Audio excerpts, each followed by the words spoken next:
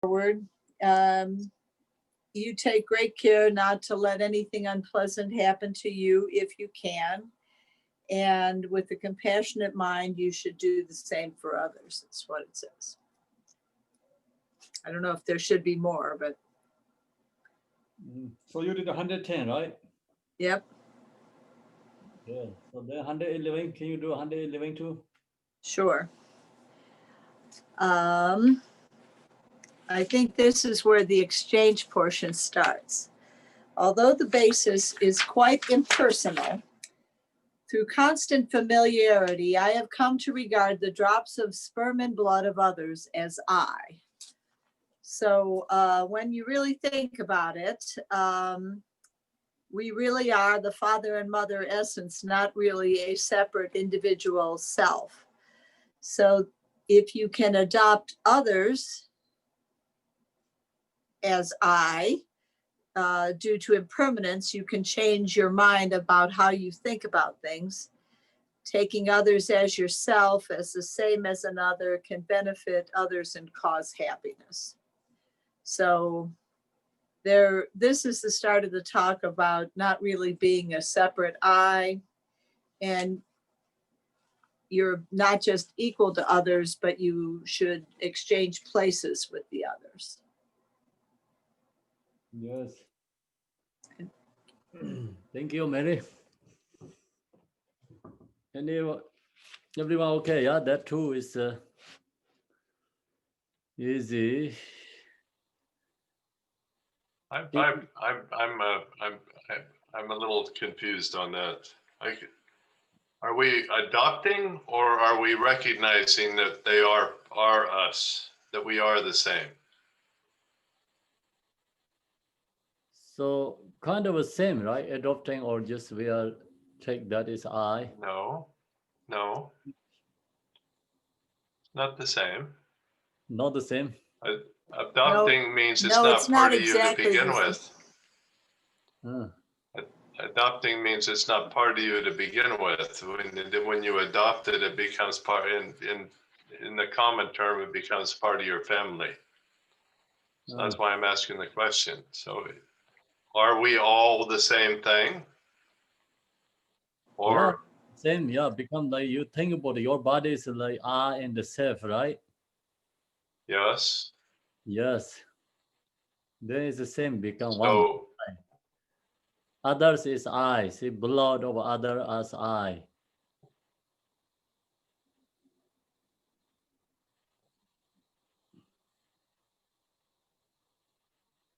so in the absolute, we are the same. Actually, we don't exist. What absolute? It's relatively. Okay, so you buy something from the shop. Before buy, that is in the shop, right? When you bought, that is Yes. right? This is my. Yes. Okay. So same is like actually this body is like say belong to parents, but not to yours. But then you take, so this is I, my body.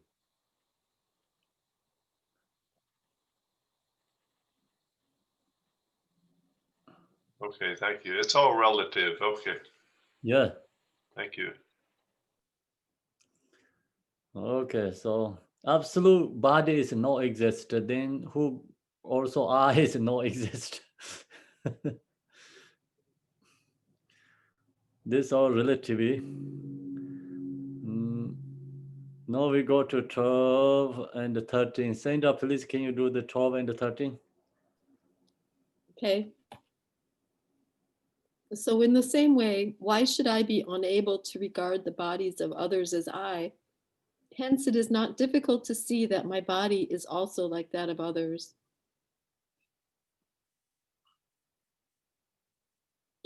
This is just saying, if we're able to adopt the idea of mother and father essence becoming ourselves, we can just think of other bodies as ourselves as well, other people we perceive as separate.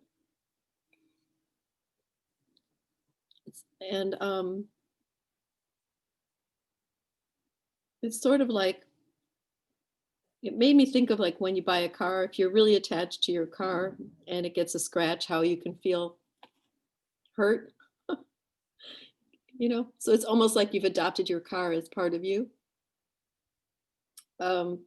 Like that. Like if you can do that with some body parts, then you can do it with other bodies as well.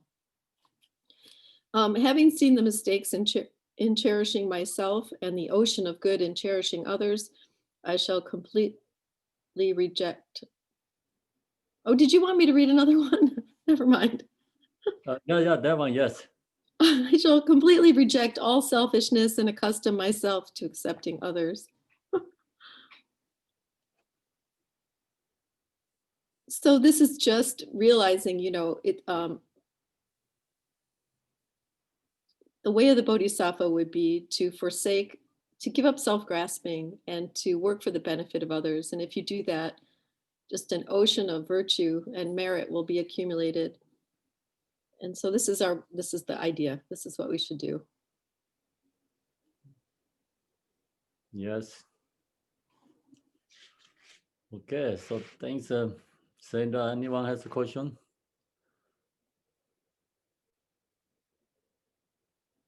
No, right? Then we go to the next one, 14 and 15. Amanda, can you do the 14, 15? Yes. In the same way as the hands and so forth are regarded as limbs of the body, likewise, why are embodied creatures not regarded as limbs of life? And 15, through acquaintance has the thought of I arisen towards this impersonal body. So in a similar way, why should it not arise towards other living beings? See in my notes I have for 114, just take care and exchange others for self. And look to our own body. Our body has many branches. And just like the body parts are part of the body, likewise, all of these sentient beings are, I wrote that they're none other than the ground. Everything's interdependent. And for 115, the body didn't adopt this sense of I, the mind did. So I adopted this body, which is not actually self and I. So why not take others as self and I? This is why you can practice Tonglen. And then you said it's a fact that this body is not self and I, and the mind adopted this. So therefore it is possible to take others for I. So due to this fact, you can accomplish Tonglen practice. Thank you, Amanda. Thank you. No one has a question, it's okay. This is just ideas like being already similar, right? Before we also talked. I have another question. Yes. Does a bodhisattva always have an I? I mean, this is the way of the bodhisattva, and we're talking about how the bodhisattva should act, right? So does a bodhisattva always have an I? They have a old I, but they're taking a more new I, new self, the old I. That's why it's called Bodhisattva. So ordinary beings, old I is important to the new I, right? Self, new self I.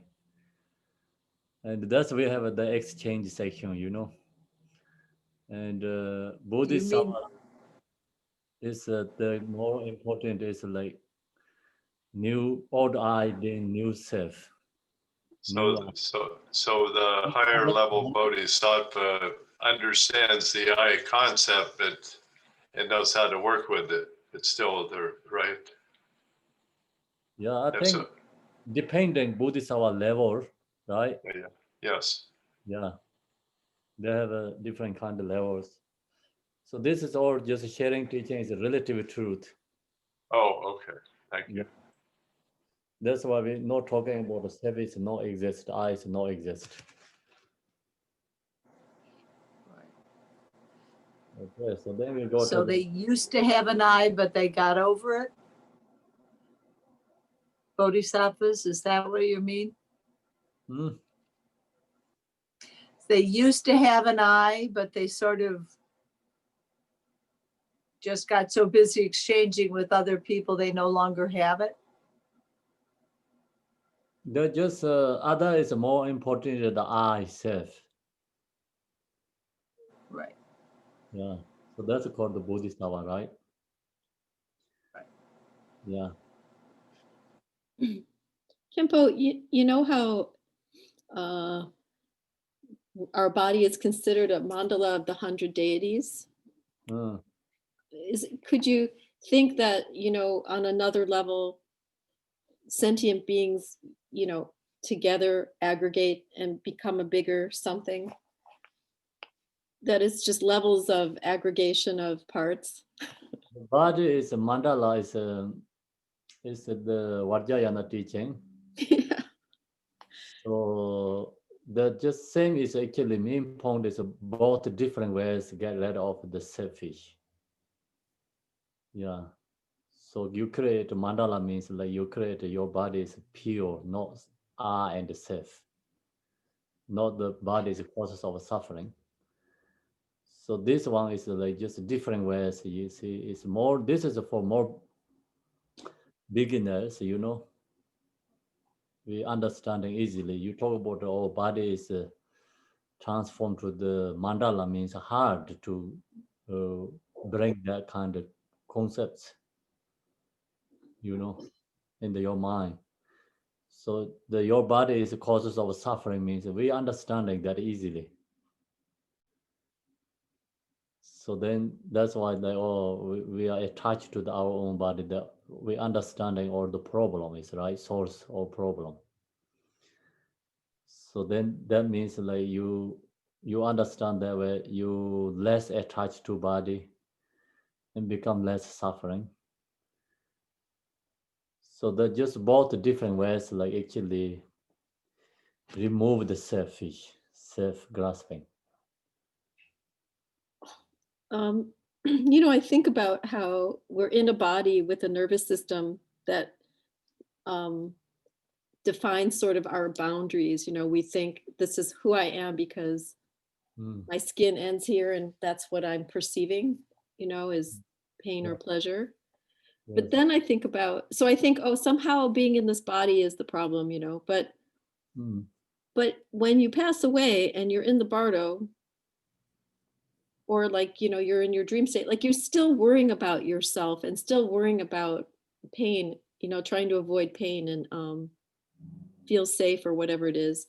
So it's really strange to me that we have that, this is how it is even without a body. You know, that time is we have a mental form body, same, you know. Even you that don't have physical form, but you still your mind have a body. And that's why like still that time is like, you know, that you have fears because you thought, oh, you get a cold, you get hungry, and you have all these feelings going on there in the Pardo beings. That's why we teach them is like, oh, don't worry about it. You don't have a body. No one going to destroy you. But they don't recognize. You know, same right now, we don't have body, but we have this, you know, so strong is delusion. We have this body is like someone going to destroy and like, I'm going to die, right? But actually, reality, like, no one can destroy bodies. This just delusion, right? So that way, you know, Pardo and this right now is the same thing, same feeling.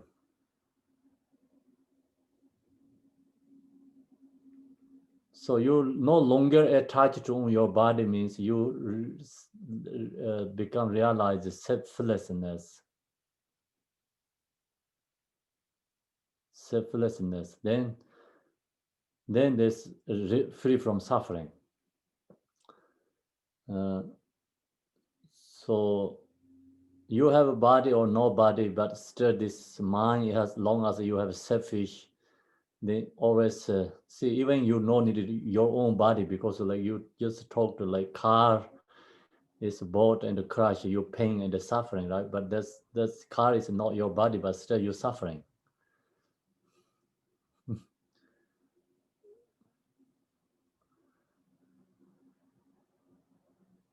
Okay, so now we go to the 116, right? And 117. EDG, can you do the 116? I'll try. When I work in this way for the sake of others, I should not let conceit or the feeling that I am wonderful arise. So this here's we need to be, so it's, let's see. It's just like we need to be wary of developing pride. We don't want to develop pride. So it's just like feeding myself. I hope for nothing in return. So to act properly as a bodhisattva, you just need to help and not expect anything in return. That's 116. 117 is similar to 110 actually, which is where we want to protect ourselves from unpleasant things, no matter how small it is, but we should also have the same concern for others. So in 117, therefore, just as I protect myself from unpleasant things, however slight, in the same way I should develop the habit or habituate myself to be compassionate and caring for others. Or treat others the same as I would treat myself. So this is something that we need to listen, contemplate, practice, and habituate. Those are your words. Yes. Okay, Thank you, EDG. sure. 117 brought up a Christian saying that we would probably all of us have heard, is do unto others as you would do unto others as you would do unto yourself. And that verse reminded me of that. To me, it's similar. Yeah. When is it Jesus comes? Like which year he went? Like About About 600 years two- after the Buddha. about 2,000 years ago. 2020, he died, right? so who's Shantideva before then Jesus, or Jesus after Shantideva, or same time? When was Shantideva?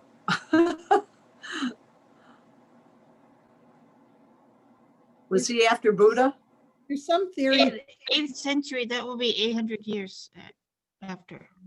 About 700-800 years. 800 years after Jesus, was he? Yes. Before, I think. No, Before? after. I think Shantideva was after Oh, Jesus. yeah, before. Oh, No, I don't know. My thinking is wrong today. I just, So yeah, they Yeah. use two different calendars. It's really, Nalanda University is like sixth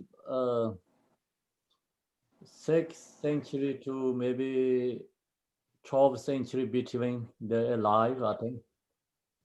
Yeah. So 6th century to 12th century. So is that Western time? Yeah. Yeah. Sixth So century. So Jesus was 600 years after Buddha and 600 years, 700 years before Shantideva. That's what I found too. I see.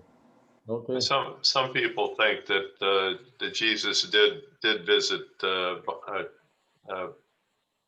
monasteries. Yeah, there are some that just I heard in some ways that there's talk about Jesus went to this Nalanda University. So There are universities exist.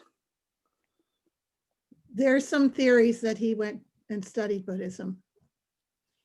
There's actually a documentary done by the BBC, I think. Just anyway, he went to India and then so that time is only one university. It's called Nalanda University.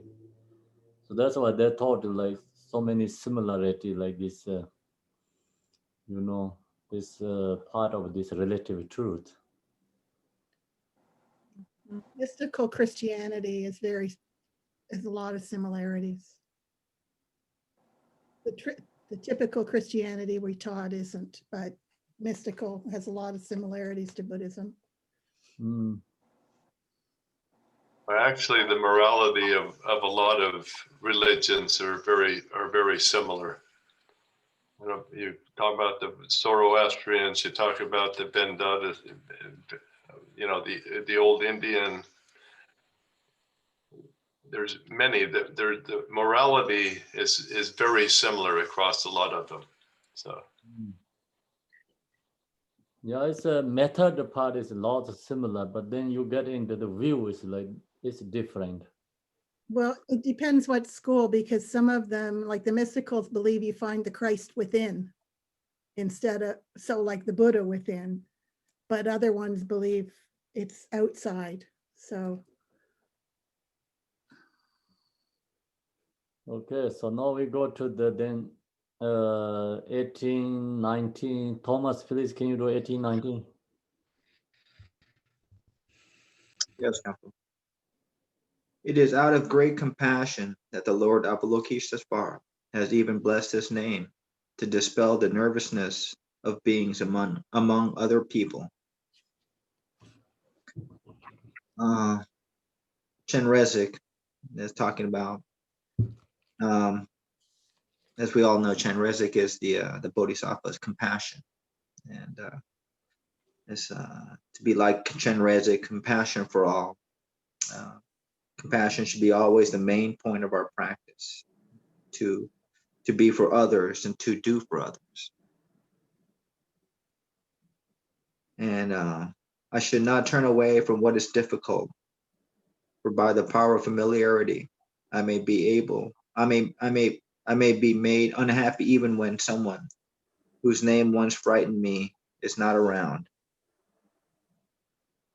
And this part is just, the notes I have are: don't give up, even though it is difficult.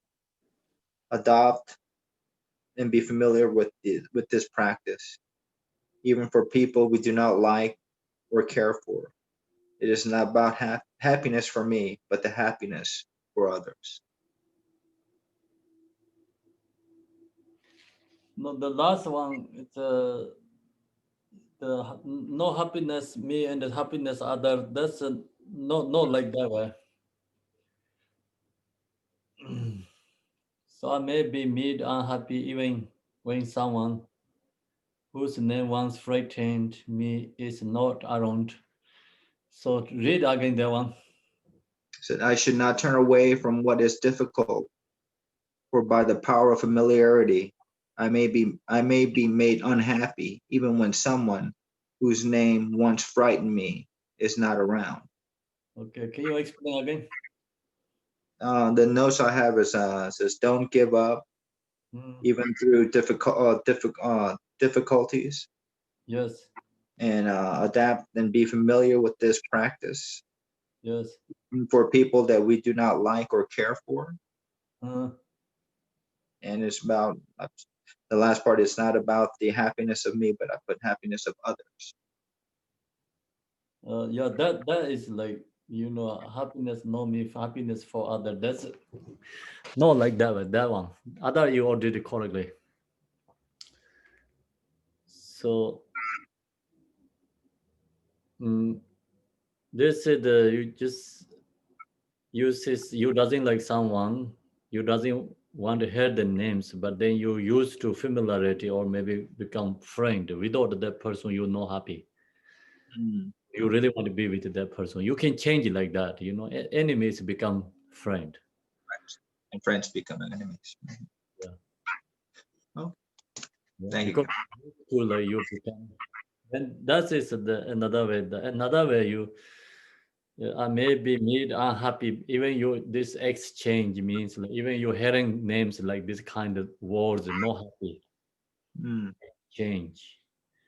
I see. Then if you practice used to, you happy. Um, okay. Okay, Makes sense. Thank you, Khenpo. you're welcome. Mhm. Tempo. Can it mean that also that someone who you didn't want to hear their name, you didn't want to be around, but then they're gone and you develop compassion for them after? You see it differently? Not that gone, but you become, like become your friend. For some reasons, like you already familiarity and used to, and you understanding. Maybe that person is a part of your family, think about. And then without that person, you know happy become. First, you hear that person's name, even cannot be together, but even you hear that person's name, not happy. Some reasons think about that person's your family, or then even without that person's with you is not happy. Okay, thank you.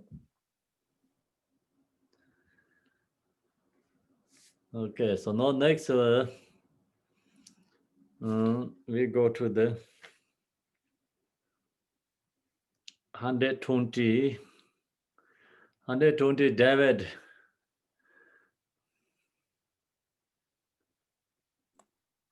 Okay, Khenpo, can you hear me? Yes. Okay, 120. Thus, whoever wishes to keep quickly afford protection to both himself and other beings should practice that holy secret, the exchanging of self for others. You mentioned this morning that this practice is secret. It's not easy to listen to everybody. It's not for everybody. And you said that it's very important that you need courage to practice this because it's something that is difficult to practice and to give up selfish and yourself in the process. To remove your cause of suffering and attachment to this body or to yourself. And the most important thing was courage to practice this secret practice. I finished. I finished Khenpo. Oh, really? Yeah, it's this, to the point. um, Uh, that yeah, that you have to give up yourself and put other first and help them. okay. Everyone okay, right? That one? Mm. Okay, then 121. put the 121, David. Because of attachment to my body, even a small object of fear frighten me. So who would not revile as enemy this body that gives rise to fear?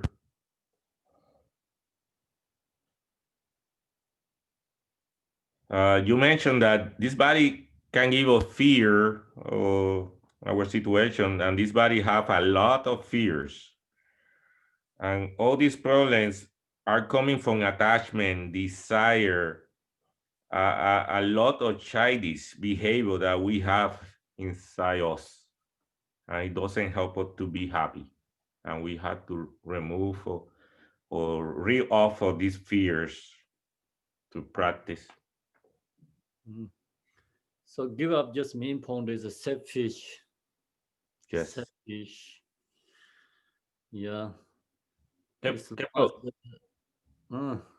Yeah, what I found with that one, and I think that it's very challenged because it's these fears that you have inside you that they are very subtle. You don't find it so well until you meditate or you start to feel it. It's very interesting verse. Sorry. So all the fears is like it's based on the selfish, self-grasping. Yes. That grasping is like means like you really attach to yourself, strong fixation to yourself.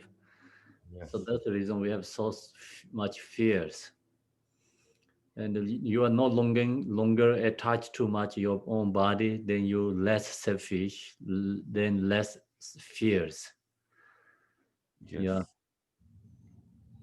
Khenpo, from there, it can come the fear to death because you are so attached to your body that you don't want to death. You don't want to die. I think that's part of, to be attached to your body. And people are scared with death or just thinking that they got sick and they People die because of that time die. so strong fears. The reason is the body is like losing, separate mind and body. Yes. Yeah. So who don't have the fears for death means like they already has a selflessness of pursue meditation. Okay. So no longer attached to self. So example, same is like just we're talking about a car. It's like your car is no longer attached. It's then you are no longer attached to your own car. Just then it's car is like whatever can happen. So you no pain, no use, no suffering. Okay. Yeah, you are not attached to that. Yeah. You're selfless. You Yes. disconnect. You can be with that, but you are not part of that. You Yes. disconnect already. Okay. Okay. Abura. Then next is Abura. Yes. So can you do the 22, 23rd? Yes, Khenpo. Is it unmuted? Yeah. Okay. You can listen to it. 122. By wishing for a means to remedy the hunger, thirst, and sickness of the body, I might kill birds, fish, and deer, and loiter by the sides of roads to rob others. And 123rd, if for the sake of its profit and comfort, I would kill even my father and mother and steal the property of the triple, then I would undoubtedly proceed to burn in the deepest hell. These two keep going on the concept for me. It's just the concept of that fixation of self we have. That we yes, it's basically you are so into yourself, what you are, that you will try to do anything to benefit to benefit yourself. I don't remember anything else about those. That's basically it. Yeah. Okay, so that's all just look like people does because the reason is who does this big create non-virtuous disease. Reason they're so attached to their own body, taking care of their own life. That's why they does create causes of suffering. The animals too, like they hunt each other because they have to take care of their own body. That's why they're killing others. Right? Then human beings too, depending the power of the human beings and the animals. So they're just much over they can hunt other each ones, others like that does, right? Yeah. Okay. I have a quick question on it kind of falls into like 123, especially in these two talking about the attachment to body. During this time, they call this the degenerative age. So is that what happens during a degenerative time, that the attachment to the body and self becomes stronger and stronger, and then those obscurations become thicker and thicker?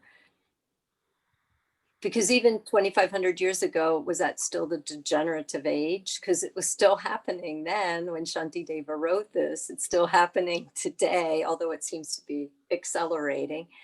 So is that part of the root of that? Part of for which one you mean? For the attachment to self and the body, and as we have that increase of attachment in body and self, the obscurations become thicker and thicker. So is that what happens during the degenerative time? Is that becoming thicker and thicker, like what Shantideva is talking about? Could be.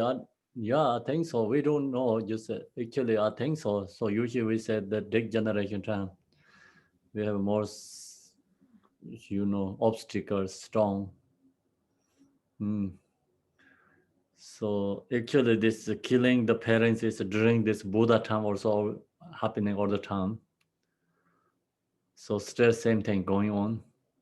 No change. So during that time already say bad, but still everyone say bad, but still this going on, these problems never end. The due to because it's a selfish, right? Desire, grasping. So now we're going to do the fifth, 24, 25 day baby. Okay, so 124. Therefore, what wise man would desire, protect, and venerate this body?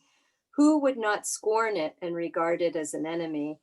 So this verse, when you discussed it, it sounds like it was talking about wisdom.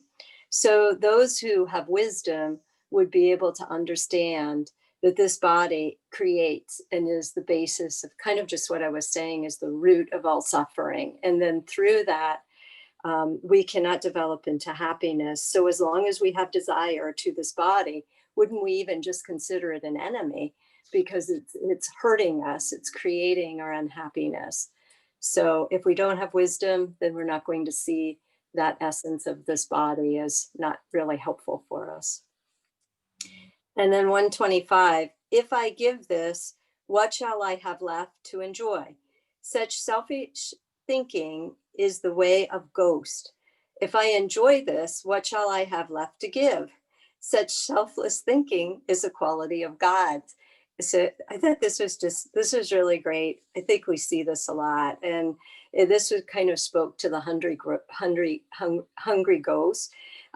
So it was kind of like your self-importance and who is selfish. And if you care for others, then that's going to be increasing your good qualities. But if you don't care for others, then your good qualities aren't going to increase. But also kind of in the hungry ghost realm, like a lot of times you'll see people who have a lot, but even to give $5 feels like they're going to lose. And even those, and so it's that constant, even when you have something, to even give it away doesn't feel like you have anything. So you're constantly in that desire realm of always feeling like you never have enough. Thank you, Debbie. Yeah, the 125 verses is a great one too. Then next, 26, Rich. Can you do Rich? Can you do Rich DE? Yes.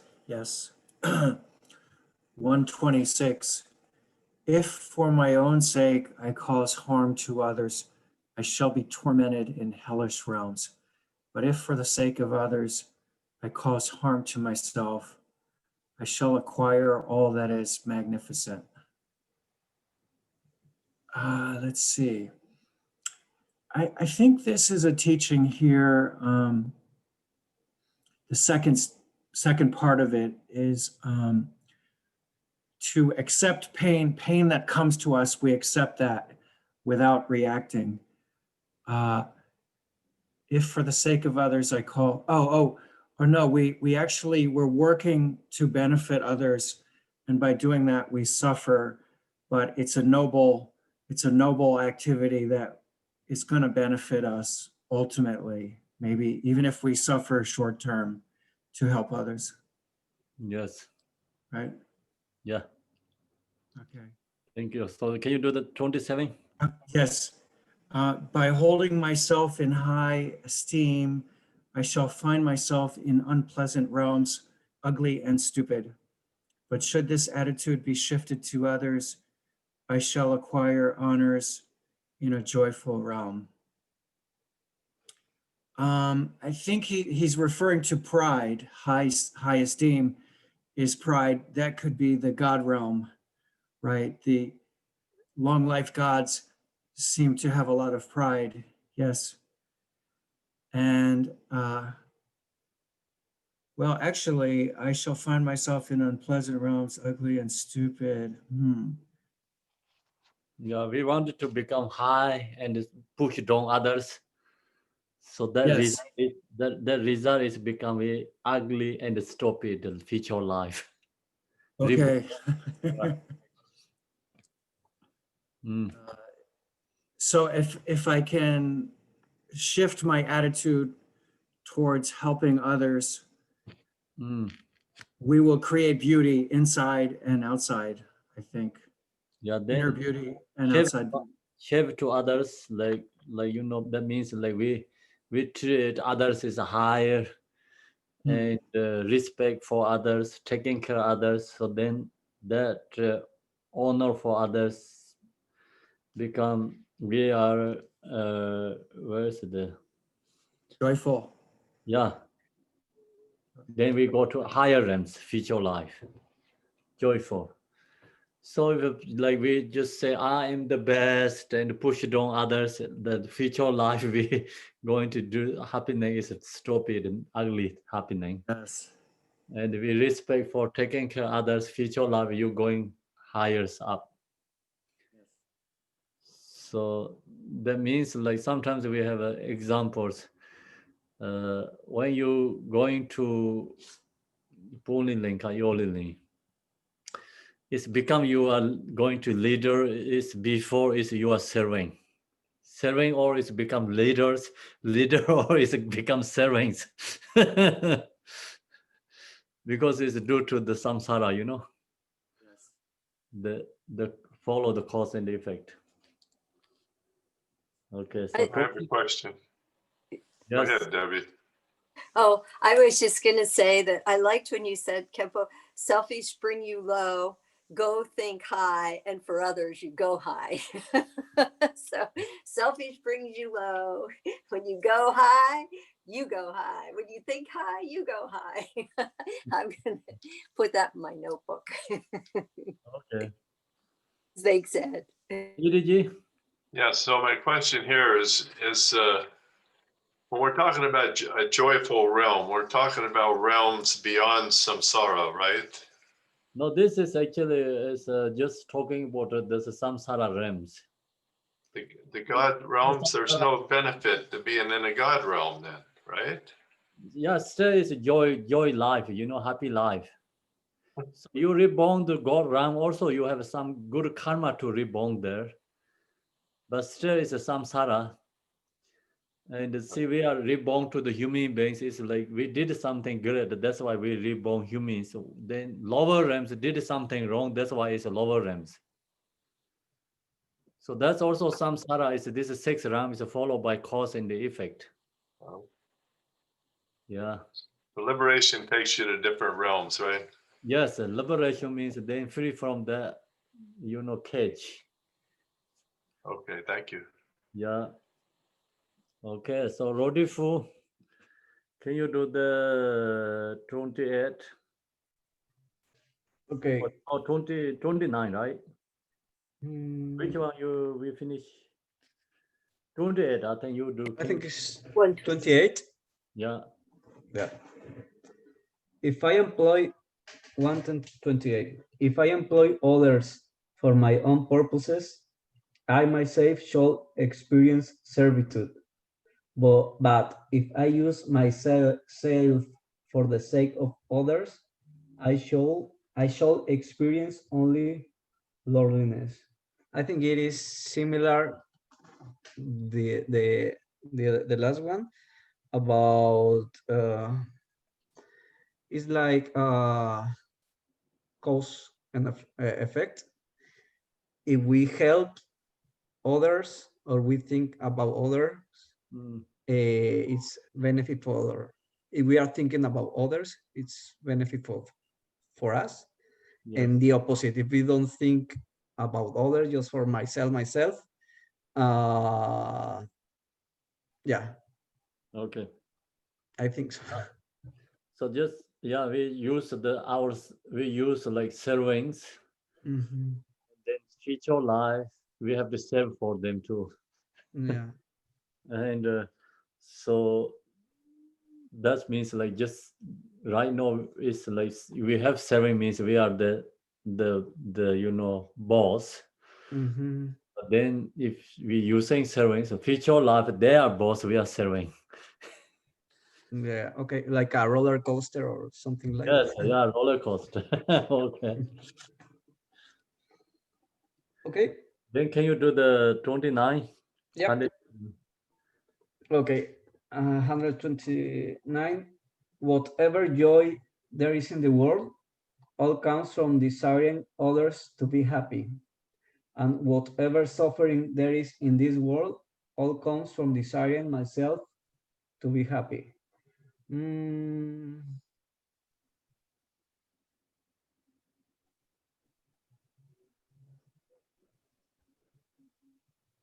I think it's very similar. It's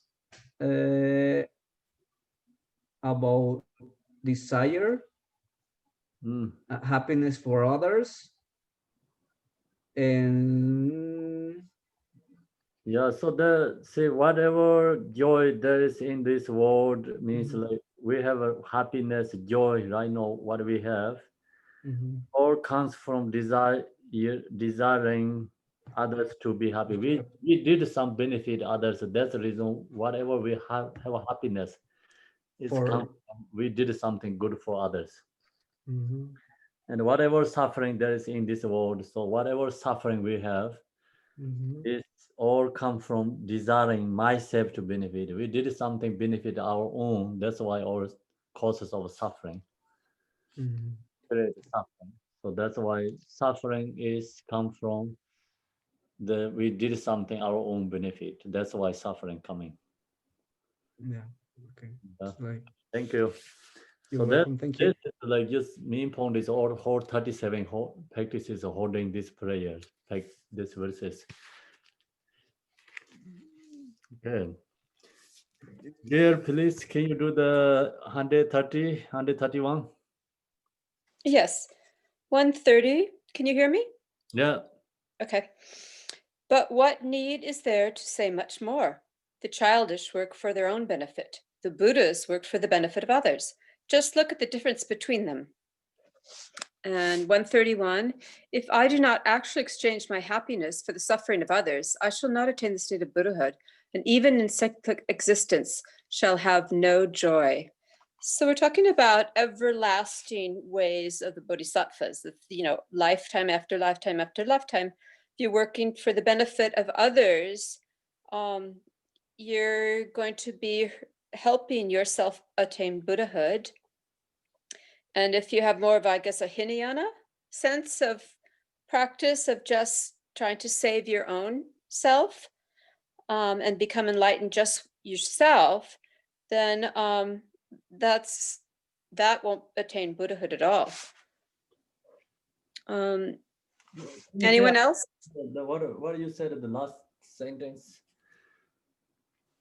This okay. First, you said Bodhisattvas. Okay, lifetimes benefit others. They'll become Buddha. Then, well, the person who only benefits themselves, like a Hinayana person, Yeah. This not talking about the Hinayana. No, it's not. Okay, just Mahayana. No. This is just it's like childish means like ourself is who has selfish. Yeah. But that's a selfish person. Hinayana has a selflessness realized. Okay. So we're talking really about very basic person who is self-centered. Yes, exactly. Just self-centered and only thinks of themselves, very narcissistic. So they're actually making themselves in a very small world, and it's very easy for them to be unhappy and not thinking. But when you're always thinking of others, you don't think of yourself. So there's no selfishness at that point, and that instantly you can become happy that way. And then 131, if I do not actually exchange my happiness for the suffering of others, I shall not attain the state of Buddhahood, and even in cyclic existence shall have no joy. So it's just, this is the only way to, you must exchange the Tonglen, change your happiness for the suffering of others. Really, really think deeply about human suffering and how to benefit others, lifetime after lifetime after lifetime, because you don't want to just be happy in one lifetime. You want everlasting happiness of Buddhahood. Okay, thank you. Yeah, that is a only meditation. Yeah. That we no possible become Buddha. No, it's just very easy to do during COVID. We could easily think of the suffering of others. Right. Okay, so then everyone okay that part? It's this the 130 is really beautiful. I thought this one. You know, it's but what it needs is there to say much more. We don't have to talk laws.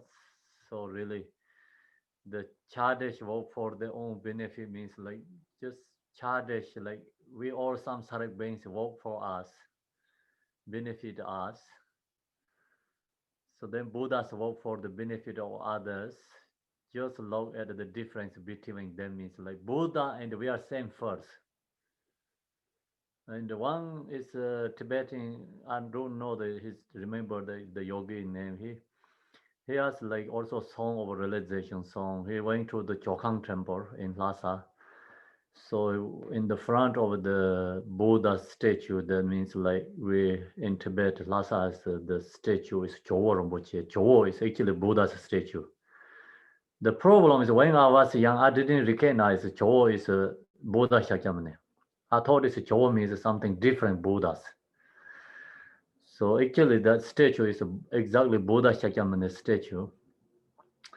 The Tibetans put the crown, 5 Buddha's crown in the Buddha Shakyamuni's heads. And that's why also people call Chowo. Then when I was young, I thought it's Chowo means a different Buddha something, not Buddha Shakyamuni, because it's looking different, because have already crown. And then name also, we didn't call Buddha Shakyamuni statue, they called Chowo Rinpoche. So you can see the Lama Sona also has the same exactly in the Boston. This is Chowo stupa, actually Buddha Shakyamuni, same thing. So the stupa, I mean the statue is like come from India. It's a long story, the long story. During the King Sunsi Gambu time is bring to in Tibet. So it's people usually everyone believe like Buddha himself already blessing that statue. And then in Tibet, so culturally, traditionally, everyone have to see that statue one lifetime, at least one. That's why all the come in East Tibet is, the used to like long time ago have to walk like monthly go to Lhasa to see that statue. Some people does like my hometown, like to all the way to the post station to all the way to Lhasa in that statue. Takes years. So that kind of they do like so strong effort that they really believe the statue is special and strong devotion, yeah. So then there's yogi he went to in the temple, he said, first you and me is the same. You means like Buddha Shakyamuni, the pointing statue, and you, me, and the same. But I work for myself, that's why I'm here stuck. You work for others, you are become enlightened. So now I have to do post station for you. So, that's this kind of like we think about it. The first Buddha Shakyamuni, we are same, but then we work for us, our own benefit. Buddha work for benefit others, he is enlightened. We are still stuck in samsara. No, we are have to bow down, respect for Buddha, right? So like that. Then the stage also have another story, Chowo. Like I think I shared that one before. Khenpo Samdup means like another some no correct one, no sharp thinking. So it's strongly belief, but mind didn't have like really understanding, no wisdom any. So he went to Lhasa for the pilgrimage, have to see the statue. He went to Lhasa. He get in the temple. Joe, there's a statue in front there. So he put his shoes and there, and he asked Joe Shakyamuni, Buddha statue, that statue, asked him to keep this my shoes here. I'm going to go second mobile for you 3 times. So he have to go to like follow the temple, you know, outside of the temple, second mobile. He told the statue, keep my shoes here. And then he see the butter lambs. So he said, oh, this is, I thought he think it's like Joe Shakyamuni, this statue's food. So then he also say, I want to also eat. He put his finger in the butter lamb, something he just drip, you know, the you know, it's butters too. And then he went to second Mambalat, the shrine master, shrine like who keeping the shrine room, the statue cleaning up their area. So the monk comes, he saw the shoes that he going to throw away. So then Joe said, no, don't throw that way, that one. Someone asked me to keep. So that means like Buddha, that statue speak to the shrine keeper. And then he leave the shoes. This guy, he come back, he said, oh, you are great guy, good guy, you know, you kept my shoes here. And so then he take his shoes, you know, then he told in the autumn, so I invite you my home. You should come to my home. That time I have a barley wines, you know. I can make the barley and the wine. So we can enjoy you. I'm going to invite you. So then Joe also accepted his invitation. And he went back to his home. And then he waiting, you know, his guest is Joe, Buddha is coming his home. So then one day his wife told him, I saw something in the water. So then he said, maybe my guest friend is falling into the water. So he come into the log to the water, and Job is the image is in the water. So he jumped and he pour out him Job Shakyamuni. And he take him to his home, almost home. So then in the door, he said, Job said, no, I cannot go to the, you know, ordinary home. So then he despaired there. So anyway, after this, people saw like these images in the still in the water. And so Jobo Chinyima means like Buddha image in the water. So I think I heard like many people go to see that one, like get blessings. So that kind of, he has strong devotion. He know any doubt. He really thinking about, you know, what he doing is correct with him. So that's, I think, stories in the, we have in the My Perfect Teacher, right? Do you read that book? Senda, yeah? Yeah, it's in there. Words of My Perfect Teacher. Yeah, so I share is correct? Yes, of course. Okay. So I don't remember exactly. So kind of like that. It's a long time ago I read that book is when I was young kids. So okay, so that's the story. The statue. I have this one book that a Western monk put together, all these Tibetan folk tales. It's like, I should look through the title. It's something like The Turquoise Dragon. It's all Tibetan folk tales. And it's in there too. But it's wonderful. Yeah, actually, this person, he really did it, you know, like all his mistakes, wrongs, because he looks like he did, you know, create, you know, non-virtuous deeds, because he put shoes in the statue and there, and then he eat the butter lamb, and so like that kind. But his intention is pure. And devotion and intention, power of intention, power of devotion. So that's the main point is. So long as you have good intention and have strong devotions, is even the situation is incorrect, is change to the good one.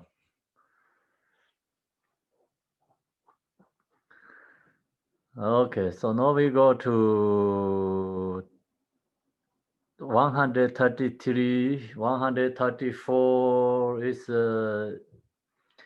Lisa, can you do this too?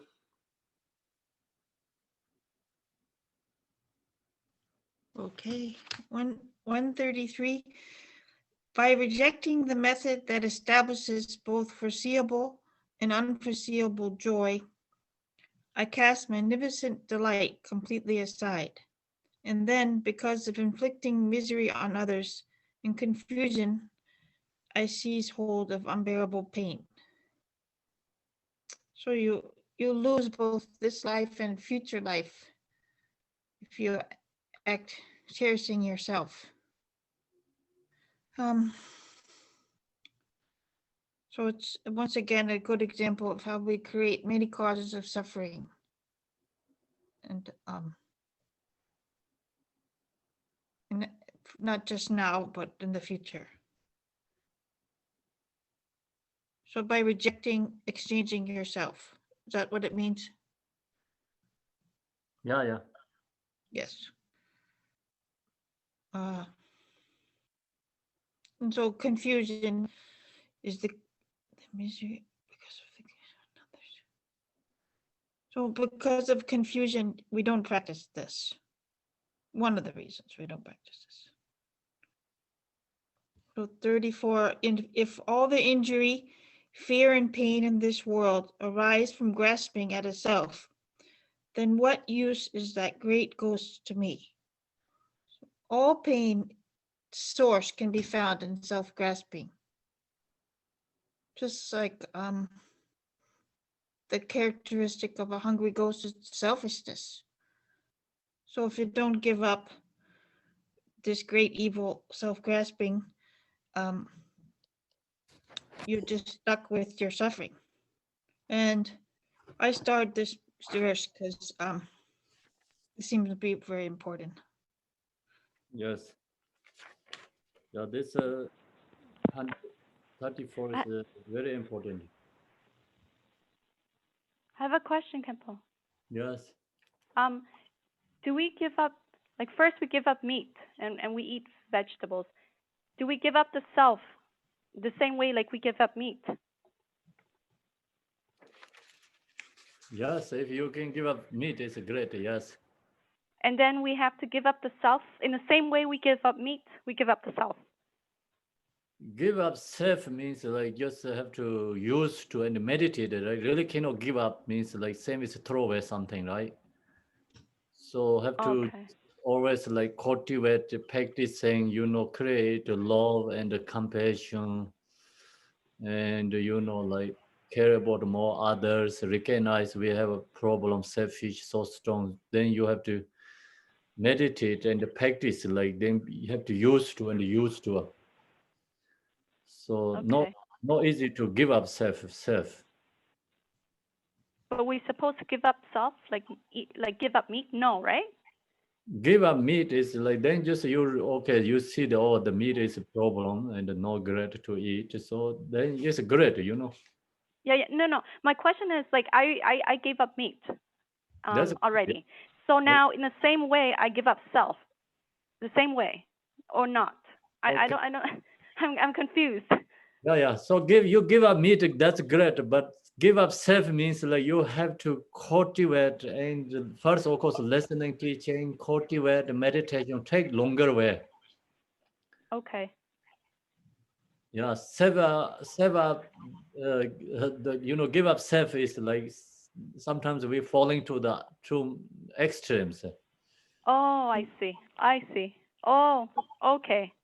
So since you brought up that example, I think you have to know what self-grasping is. Because when I was a child, I ate meat, but as soon as I was old enough to know that meat was an animal, I stopped eating it. Even though everybody was eating it, I stopped eating it when I knew I was eating animals. So in the same way, you can't give up self-grasping if you don't understand what that is in yourself. You don't just give it up. You have to understand what it is. Okay, so yeah, you have to use to and practice, like become you arise love, compassion comes others, and then naturally self is diminished. It's practice like introvert to selfish. Otherwise, it really cannot give up self. So you have to like create other side. Then it's self is just naturally diminished. Mm. Yes, it's you have to give it up the same as meat, but it's self is not as easy to identify as meat. It's not as easy to separate and understand as meat. That's what is not the same. It's not as easy to do. Yeah.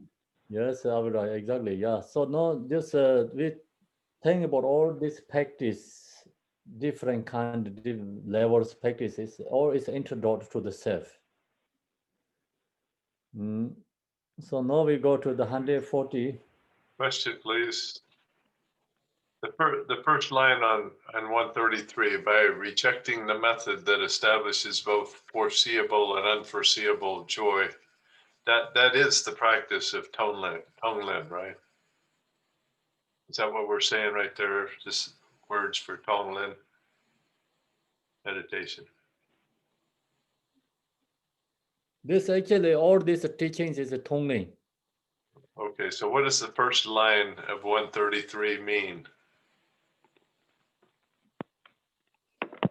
Rejecting the method that so if you rejecting, just Tonglen, exchange. That method means like if you rejecting, we can say Tonglen or exchange meditation. Then you lose in this life and lose future life too, or happiness. So that means all in this life happiness, future life happiness is like through practice like Tonglen or exchange meditation. Okay, so now we're going to do the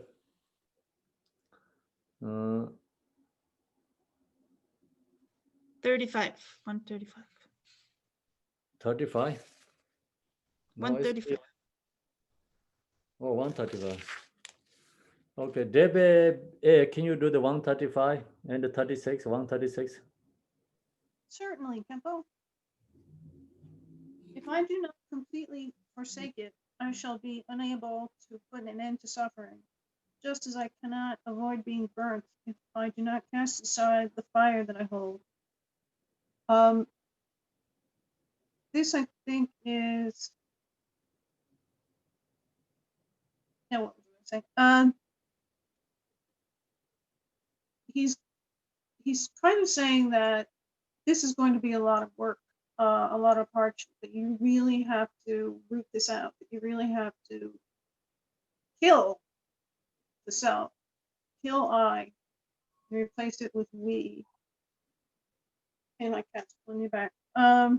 So, the image of a fire, it's like no matter how you hold it, if you're holding something burning, it's going to burn you, even if you're just holding it by, your fingers, something like that. You have to get rid of self. You have to identify that and root it out. And then 136. Therefore, in order to allay the harms inflicted upon me, and in order to pacify the sufferings of others, I shall give myself up to others and cherish them as I do myself. And this is an affirmation that your pain and suffering will disappear as soon as you give up self, and as soon as you realize that the purpose of your existence is to benefit others and make that transformation, which again is a lot of work. So I think that's what I got out of that. Okay, so 34, 36, okay, everyone, yeah? Just if we don't let go selfish and the suffering is there. Same as you holding the fire in your hand.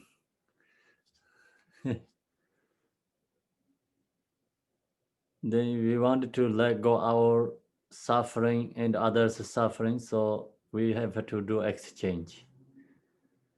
Cherish them as I do my very self. Okay, then we go to next one. 37, Tom Wadzini.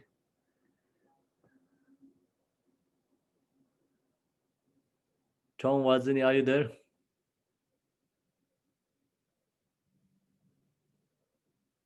We cannot hear him. Okay, so Maryland, can you do the 37? Sure. I am under the control of others. Of this mind, you must be certain. Now, except for benefiting every creature, you must not think of anything else. So, because if we give up ourself, we are under the control of others, and we must only think of benefiting others when we give up ourself. And 138, for my own sake, I should not do anything with these eyes and so forth that I have left at the disposal of others. It is quite incorrect to do anything with them, which is contrary to the benefit of others. So we have to use our body to benefit others and not for anything else. Why? Well, that's the only way to achieve liberation, if we benefit others and achieve true happiness. It's not from benefiting ourselves, because that's temporary, but if we benefit others, it's permanent. So actually it's always belong to others, right? Yeah. Yeah, so all the eyes and all this, everything belong to others. So that's why you have to serve for others. Become a servant. Yeah. Then we go to next 39.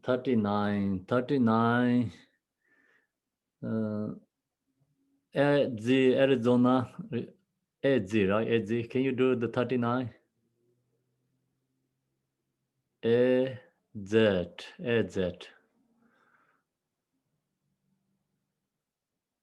I think she cannot hear. And then what your name is? A0? I'm here. Oh, okay. Yeah, but it's my screen. I have to pull up the I have to pull it up. Okay. Okay. Hope I can find it quickly. Yeah. 139. Okay. Yes. Sorry. Thus, sentient beings should be my main concern. Whatever I behold upon my body, I should rob and use for the benefit of others. And like a lot of, I feel, Tibetan literature, this has two meanings. It has an ultimate reality and a relative reality. And the relative reality is that you should, put others in front of self, even to the point where, I should rob and whatever I behold upon my body, I should rob and use for the benefit. So you put self in front of others. On the ultimate reality, this is what happens naturally.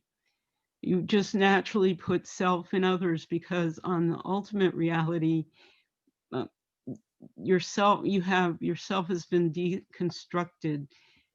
And there is no self, because you're in an equanimity state. That's how better to say it. You're in an equanimity state, and when you're in that state, there is like really no self, because there's no attachment, no aversion. You're not creating a self. And then stuff like this just arises naturally. You just see the suffering, and you respond to it.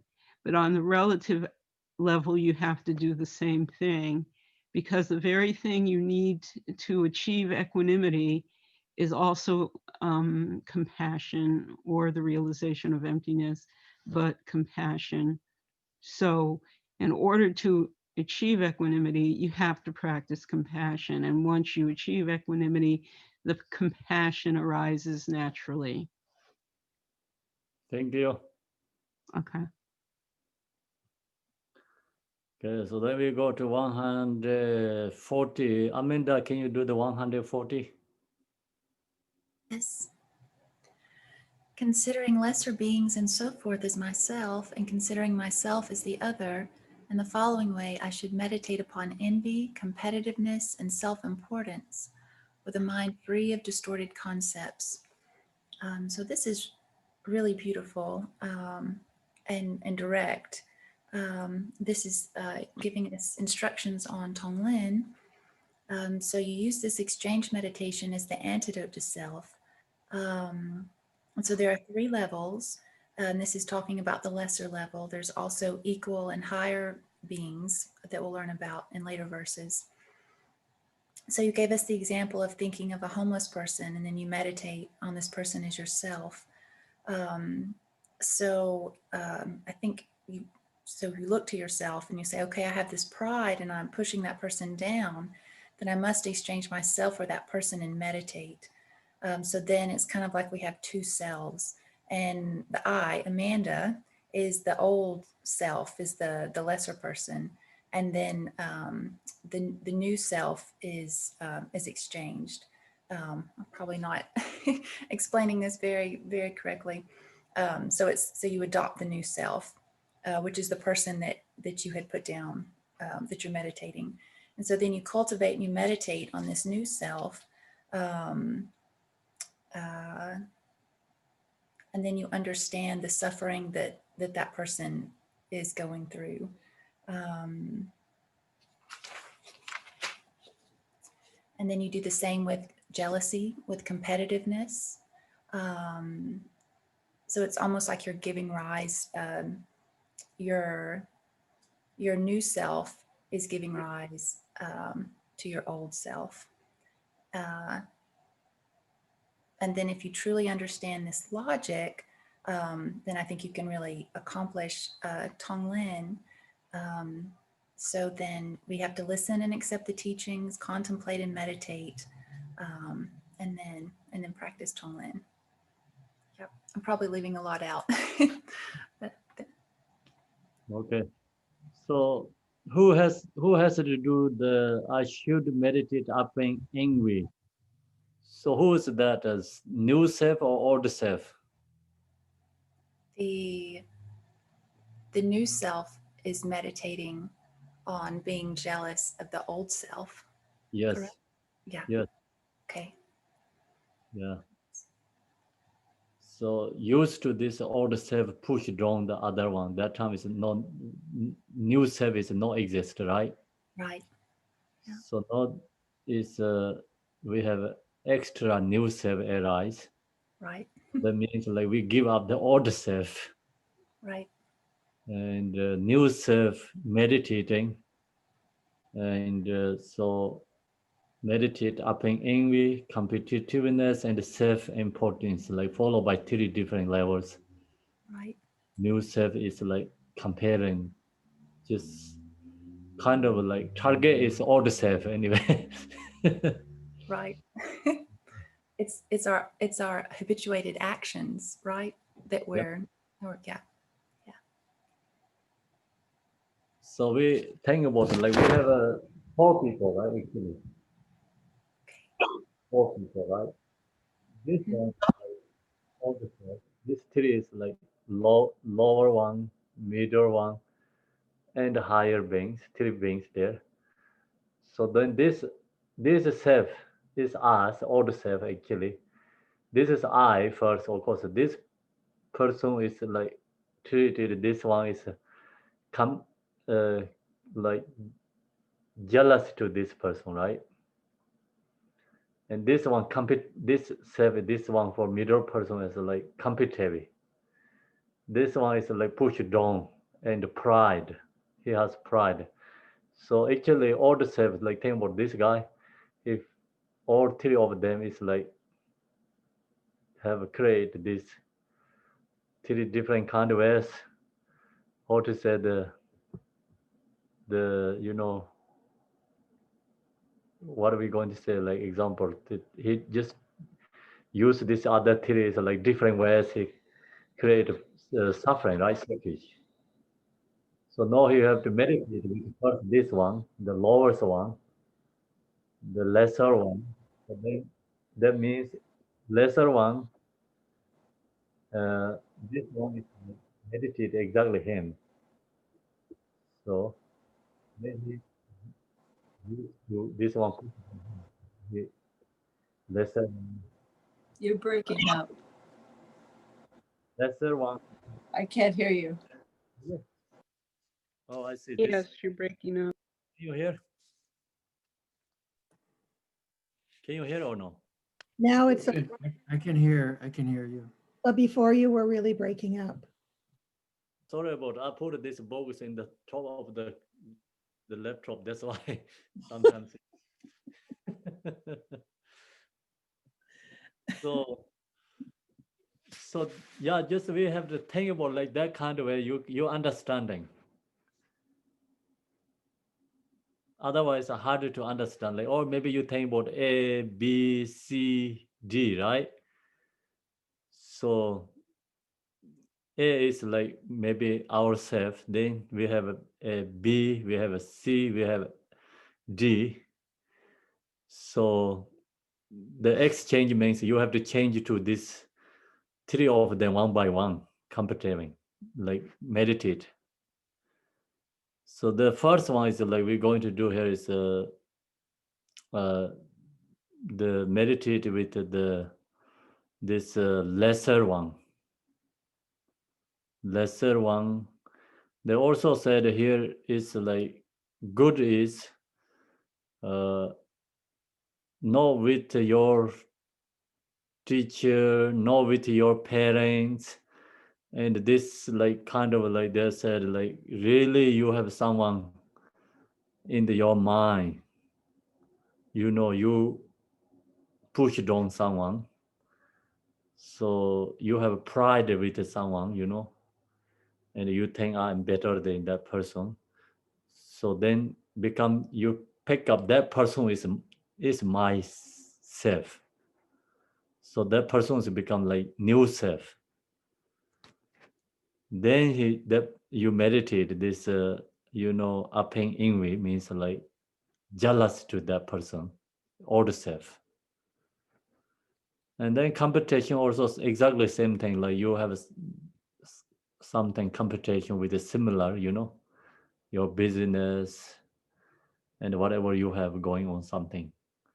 So pick up that person, then you have to meditate. So then you have someone like better than like our situation. So you usually have a kind of a jealousy to that person. So then you have to exchange that person to meditate, cultivate. Okay, so thank you, Amanda. Thank you, Khenpo. So then we go to the 41. Okay, can you do the 41 too? Yes. He is honored, but I am not. I have not found wealth such as he. He is praised, but I am despised. He is happy, but I suffer. So this is a continuation of 140. So first we must meditate with the lesser beings. So like you said, we create the jealousy for our old, for our old self. The new self is jealous to the old self. So he here is the old self. So the old self is honored, wealthy, praised, and happy. And we become the lesser being. So you cultivate and meditate this jealousy, then we really understand the actions that we've done before, and we understand how things are interdependent and how this person feels, and this purifies negative karma.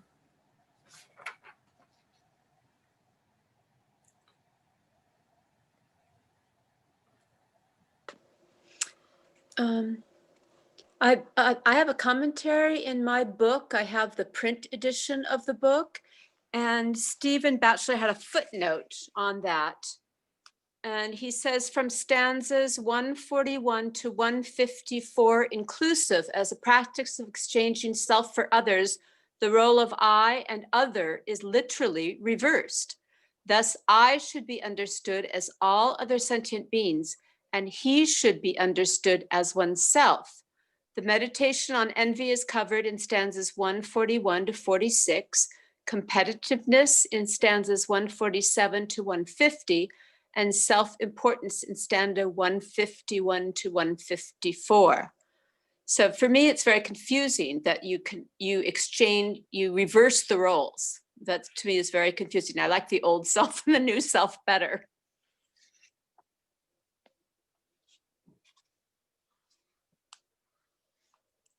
So what did he said?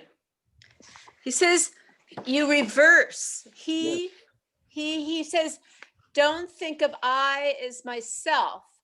I should be understood as all other sentient beings, and he should be understood as oneself. So he means I, and I means other sentient beings.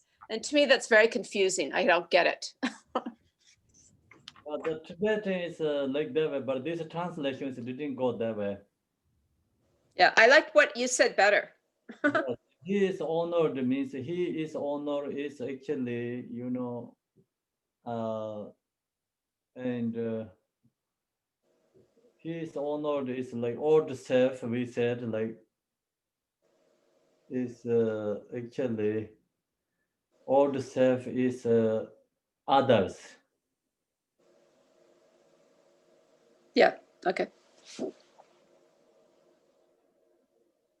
But I am not. Actually, the exchange means like become, it's hard to, like some ways very easy to understand, but some ways it's like you get confused right away there.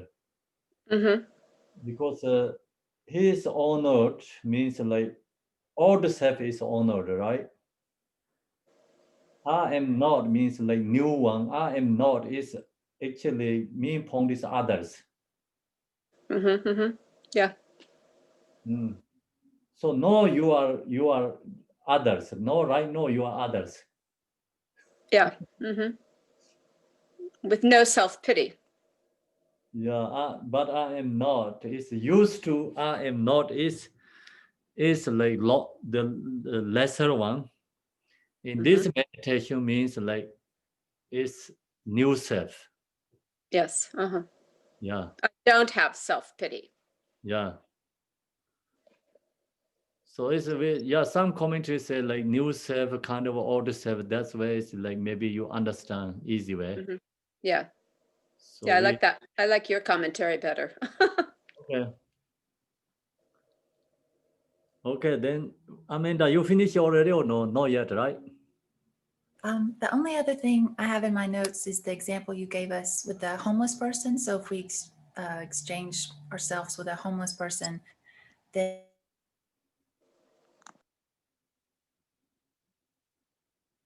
But dropped, right? Yeah, she dropped.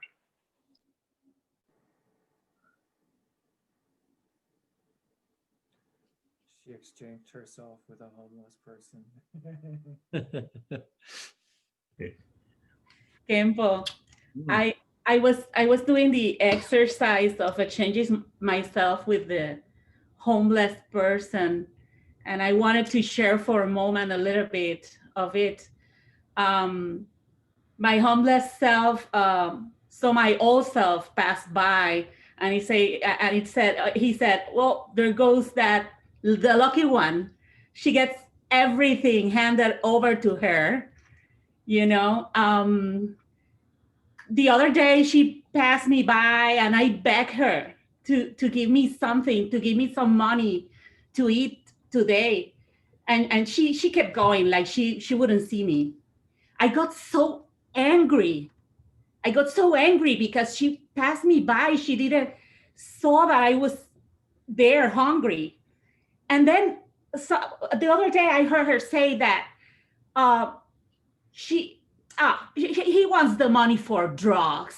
my new self, the homeless, wants the money for drugs. And that wasn't true that day. I was hungry, but well, I use drugs sometimes. But then the other day I had to rob someone because I didn't have money for those drugs. I really needed them. And so I think it's his fault because he didn't give me money, you know? And it was a really interesting exercise.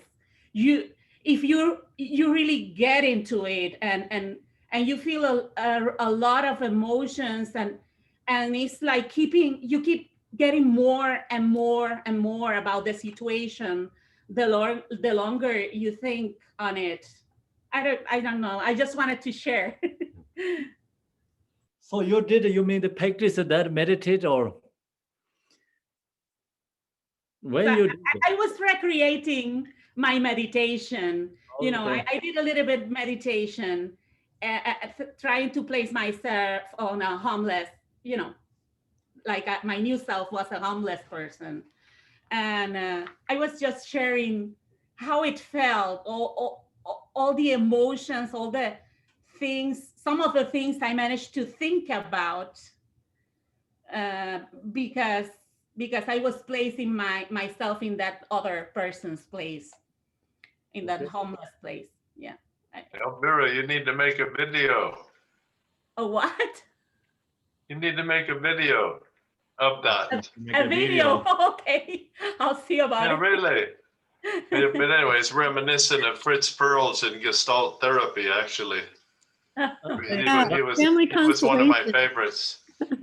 This kind of like it's we very can make the interesting. video or imaging something, then it's really understanding people helps.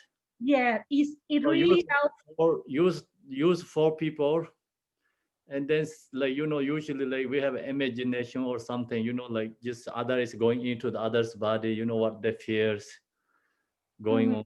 So that kind of way. I tried to do, that was the one that I developed more, the lesser person, the homeless.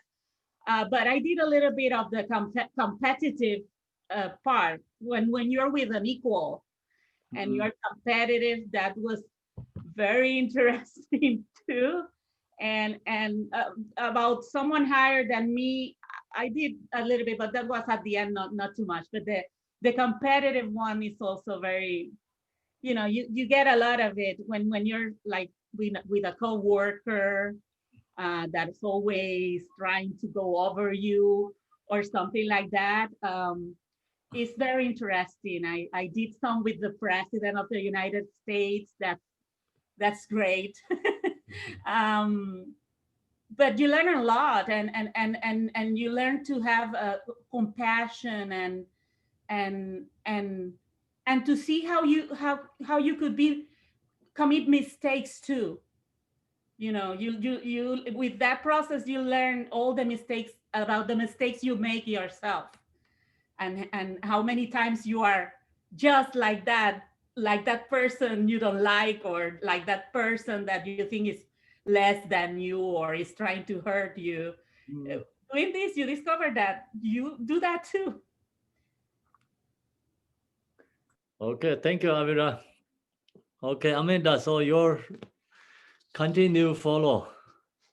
Okay, sorry, my computer died, the battery died. I was just gonna say, I didn't really have much more that I wrote down, but so if I exchange myself for the homeless person, then that's the new self who is jealous. The new self is jealous. The new self is the homeless person who is now jealous to my old self, the owner of my home, if you exchange it that way. Yeah, I think that's all I have, Khenpo. I'm definitely, I have a lot to cultivate on. I did try this meditation, and I see it would be very useful, very beneficial to open up and to see how my actions create suffering. Okay.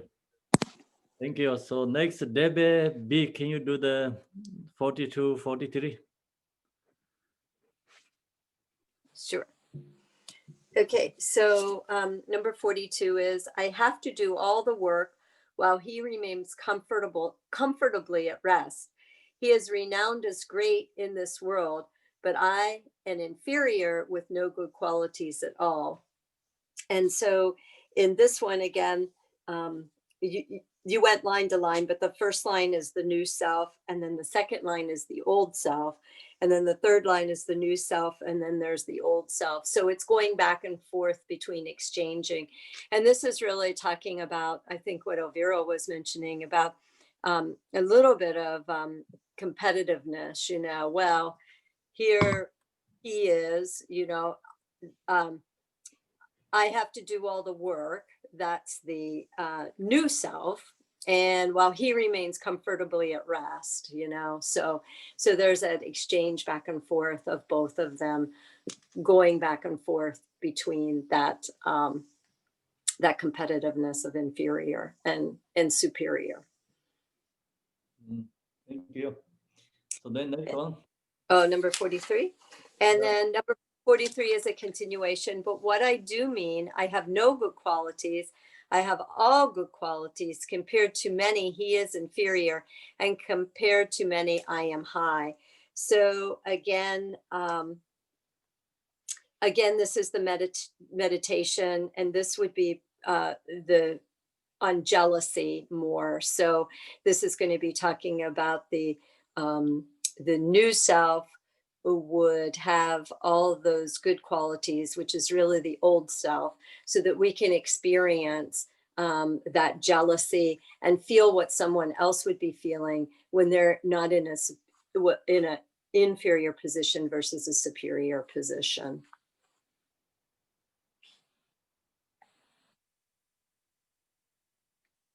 So you finish it, right?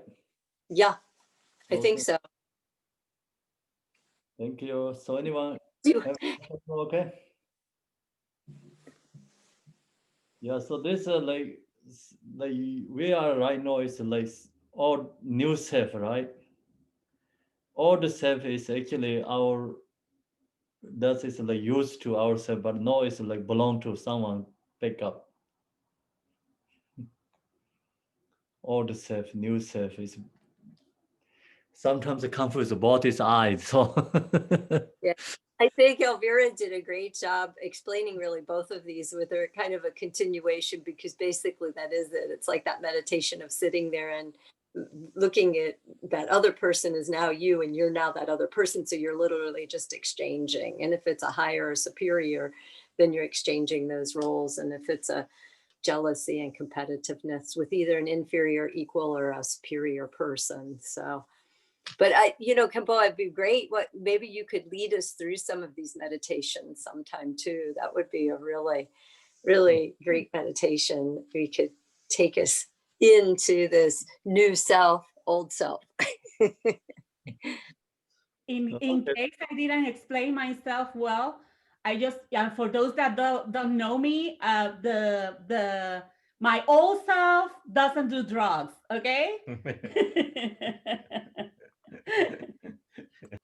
okay. So I thought you doing the drugs, but that is not a new self, old self, right? It's only doing the new self doing that.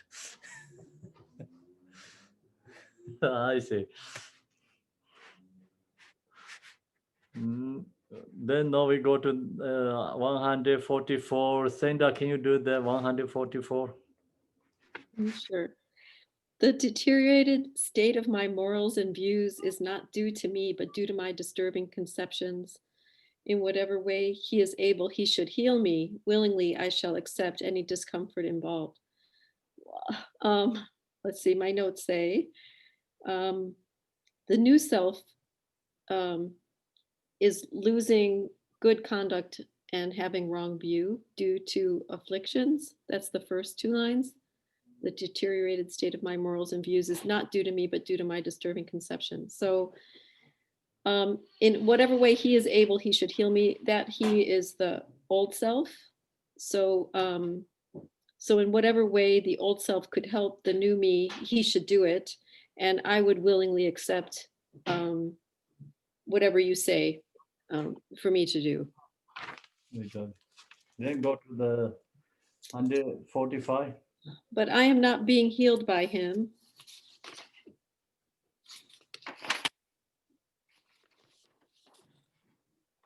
Oh. So why does he belittle me? What use are his good qualities to me? Although he has good qualities, he does not benefit me. So if he would help me, I would listen to him, but he's saying he doesn't help me.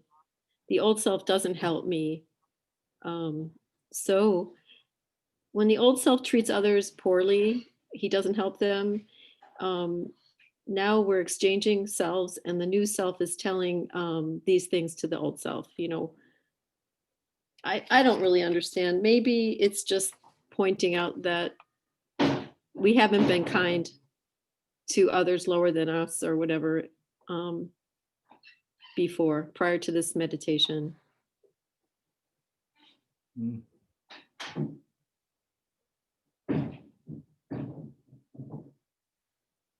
Sandra, I think it's like my homeless self that he thinks he wouldn't have robbed someone if you know, if the old self would have given him money, you know, it's like that. I think it's going to that thinking process. So Sandra, what you said, the second one? It's sort of like, so the old me supposedly has good qualities, right? But he's saying, the new me is saying, it doesn't matter, it doesn't benefit me. Yes. You know, it's not helping me. So, you know, he's not helping me, so I'm not going to listen to him. And it doesn't matter that he has good qualities. Yeah. You know, I don't see it. You know, it doesn't, the benefit doesn't come my way. So benefit because you old self actually it's like you really recognize what you're doing problems. Old self recognize. So what use are his good qualities to me means like if old self has good qualities, but that means actually what use to me means like nothing benefit in the new self, right? Right. I mean, everyone thinks they're a good person. Old self say, oh, I have money, but doesn't have like, you know, who need money, right? Then all Right. new self say, doesn't matter you have money, but nothing benefit me. So that means then we really meditate. That means like all the self is actually us. So we recognize, oh, actually I cannot treat it really badly because no reasons I didn't have him. Even I have things, but I didn't have this, you know, new self. Right. Others, right? So that's that just goes around and become pointing to like this old one. It's actually we recognize our problem. So you said that was a little bit of a different aspect, right, Khenpo, with these? You said something about, it brings up a different aspect, I guess, because we're looking at different ways like we understand. I see. Okay, thank you. So now we go to the 146 and 49. Who's the Mary? Oh, Mary, you are singing. No, I'm leaning back. I'm taking it easy. For 146, with no compassion. Self there, Mary. Was that both. your new? I'm both to now. Okay, right now. I just wanted to check. With no compassion for the beings who dwell in the poisonous mouth of evil realms, externally he is proud of his good qualities and wishes to put down the wise. This one was where I had a hard time picking out who was the old and who was the new. So with no compassion for beings who dwell in the mouth of poisonous evil realms is what the new self perceives the old self as doing, I think. Yes, old self, no compassion. Yes. Right.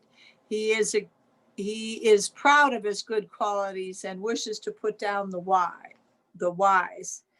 The old self, the new self thinks he has good qualities too, and this old self is so highty-tighty, goody-goody, that he's putting down my limited good qualities. No, exactly. Not like that. really? Yeah, okay. So the first sentence is like old self, no compassion, right? Right. So then, Because the new self is dwelling in the poisonous mouth. Yeah, old self, what he create when he die is he going to lower realms. Then, Oh, so because the new self he has no pity for his new self, the new self, and is proud of his. all words is old self.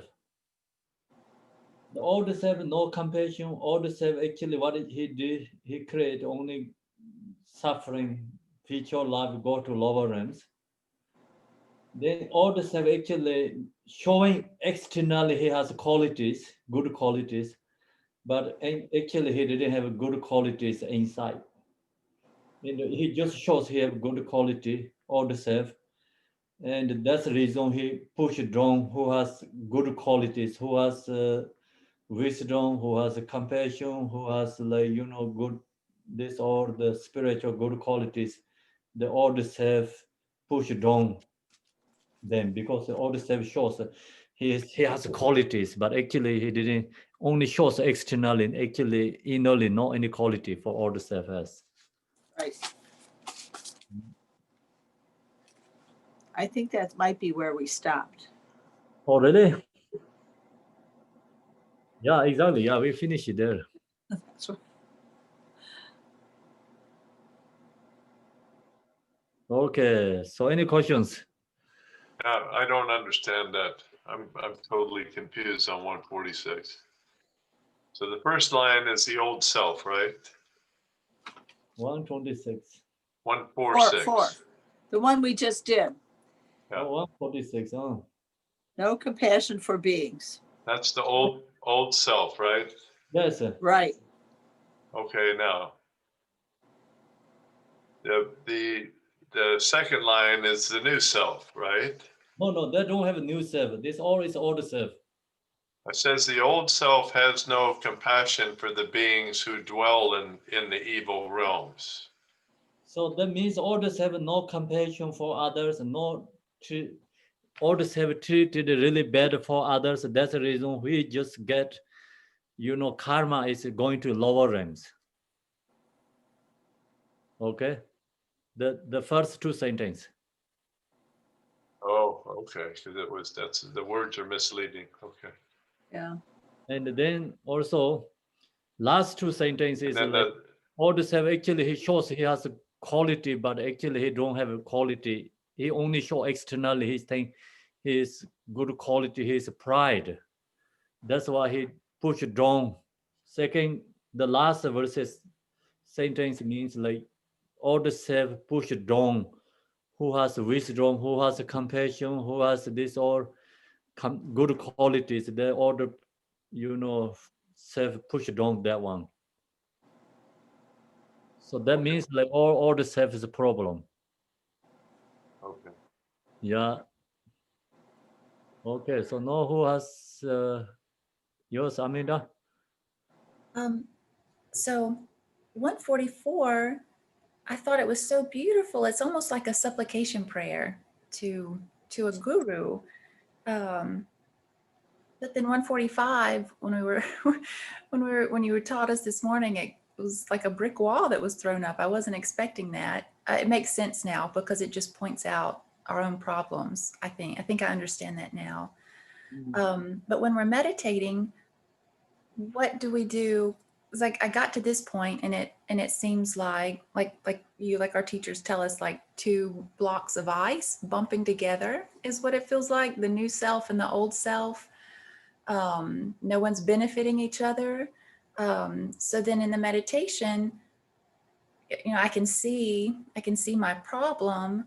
And then what's next? I know compassion comes next. Do we practice like you taught us, like Khenpo Munsel teaches, Tonglen, where you take in self-grasping and then breathe out compassion? What happens after 146 in the meditation? Oh, 146 after? Mm-hmm. Like if we're meditating and we get to this point where we see, or I see, if we get this point, actually we really know, so like this, we all the self is cannot push down others. Mm-hmm. Sure. Yeah. So surely you means like really understanding that, you know, like you change, exchange, like you become you are the lesser one. Mm-hmm. So you think about all this, all the self what it did, and then we really know, so like we're doing mistakes. Right. And we recognize that our own problems, errors. Right. Yeah. So then we just give up that, you know, we have to give up that our error, right? Right. Yes. Yeah, yeah. Yeah. So that is the result. Okay. So then, Okay. of course, economity there naturally, right? So we don't push down others. It seems like these like the delusions of self and other kind of break down too. So that would be equanimity. Self is like releases the selfish. Okay. Okay. Yeah. Thank you. That's very helpful. Thank you. Thank you. Okay, so then anyone? Marilyn has. Okay, Lamin, yes. I think that meditation is extremely powerful because we go to the other, like the old self, and then we usually feel so disconnected. We didn't understand other people. We wonder why they do this, why they're like this and this. But if we really meditate and exchange ourselves to that person perspective, just like Avira, she said about all these emotions come up and campaign or something.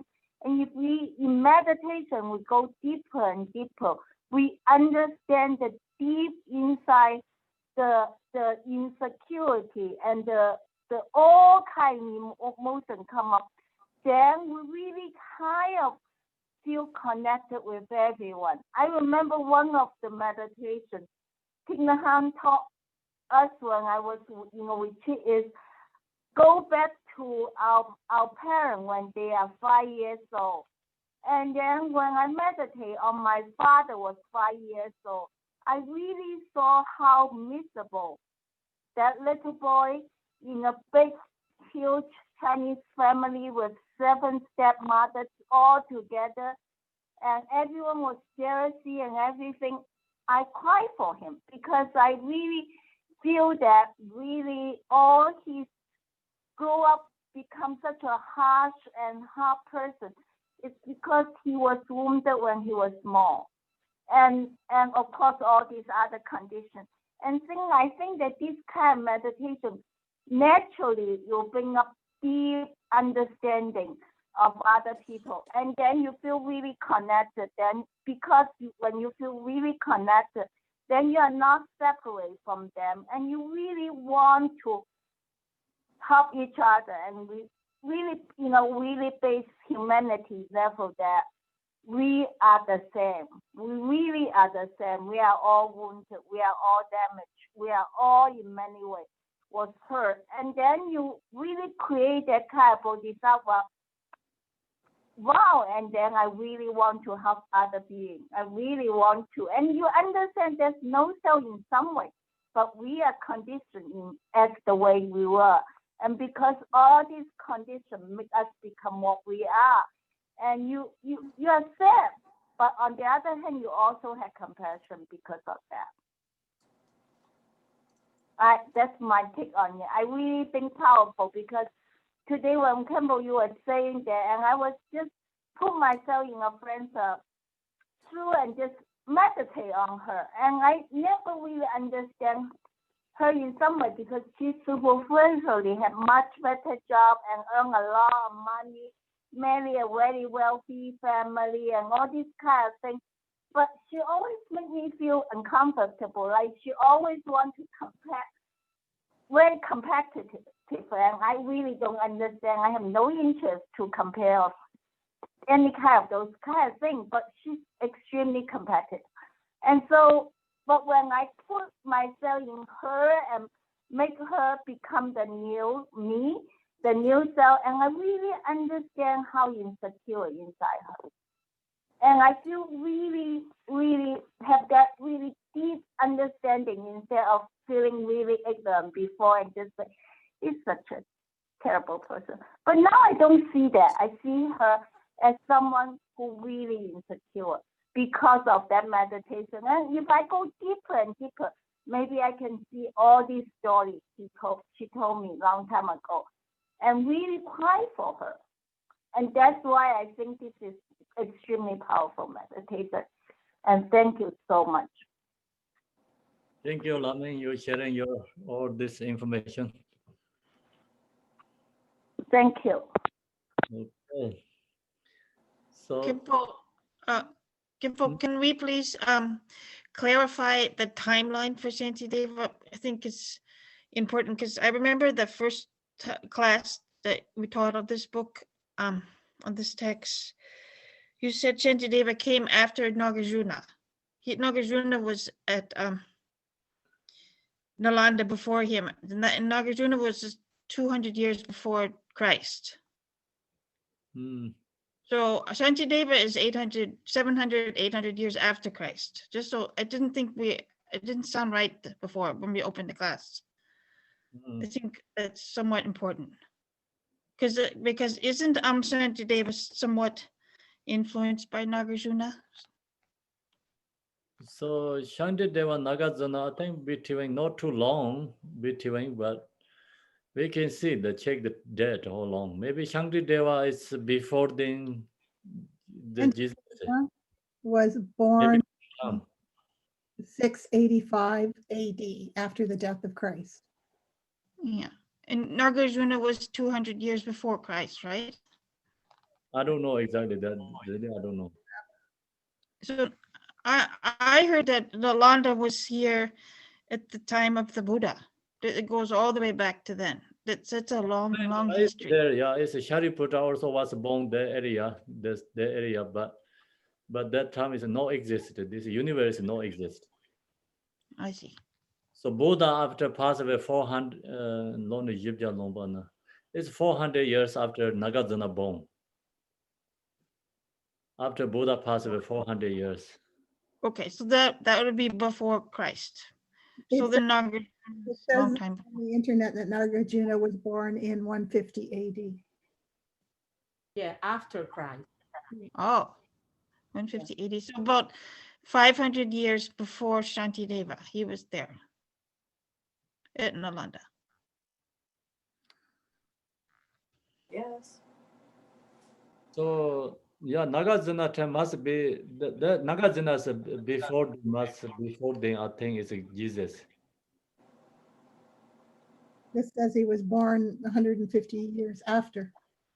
I don't know. I always thought it was 200 years before Christ, somewhere around there, but we'll have to figure this out.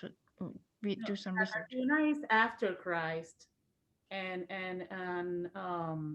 Shantideva is 400 something years after Nagarjuna. Right? Yeah. According So to Buddha passed away after 400 years. Nagarjuna was born. So that would be before Christ. Yeah, must be before Christ. That's the Buddha is in the sutra is mentioned about the Nagarjuna's name is. Yeah. The internet says Nalanda was active between the 5th and 13th centuries. 5th, 13th century, 5th to 13, right? Yeah. So then I really don't know. There's some says like see this Jesus Christ is he has background of Buddhist. The reason is because Nalanda University is only existed at that time university. So that means like Nalanda is Nagarjuna, they are founder of the Nalanda University.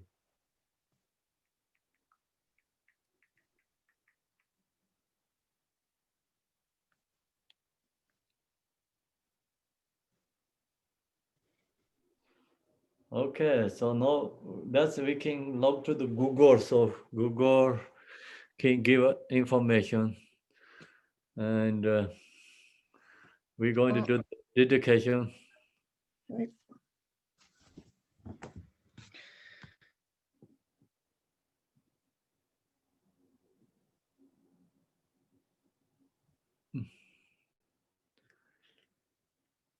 Okay, Marilyn, can you chant the dedication prayer? Sure. Emaho. In the center is the marvelous Buddha Amitabha of boundless light. On the right side is the Lord of great compassion, and on the left is Vajrapani, the Lord of powerful means. All are surrounded by limitless Buddhas and Bodhisattvas, immeasurable peace and happiness in the blissful pure land of Dewa Chen. When I and all beings pass from samsara, may we be born there without taking a samsaric rebirth. May the blessings of meeting Amitabha face to face be by the power of the Buddhas and Bodhisattvas of the 10 directions, may we attain this aspiration without hindrance. Keyata Benzadriya Aya Bodhanaya Soha. Bodhicitta, the excellent and precious mind, where it is unborn, may it arise. Where it is born, may it not decline, but ever increase higher and higher. By this virtue, may I achieve omniscience, by defeating all enemies, confusion. May all who travel the waves of birth, old age, sickness, and death cross the ocean of samsara. As Manjushri the warrior realized the ultimate state, and as did Samantabhadra, I will follow in their path and fully dedicate the merit for all sentient beings. May the teachings of the great Dringkupa Ratnashri, who is omniscient, Lord of Dharma, master of interdependence, continue and increase through study, practice, contemplation, and meditation until the end of samsara. Thank you, Marilyn. Thank you, Khenpo. Thank you, everyone. See you tomorrow. Yeah. See you tomorrow. Thank you, everyone. See you. Thank you, Thank you, Khenpo. everyone. Thank you, Khenpo. Tomorrow. To contemplate exchange meditation is not easy. Okay. Thank you. Thank you. Bye. Bye. Good night.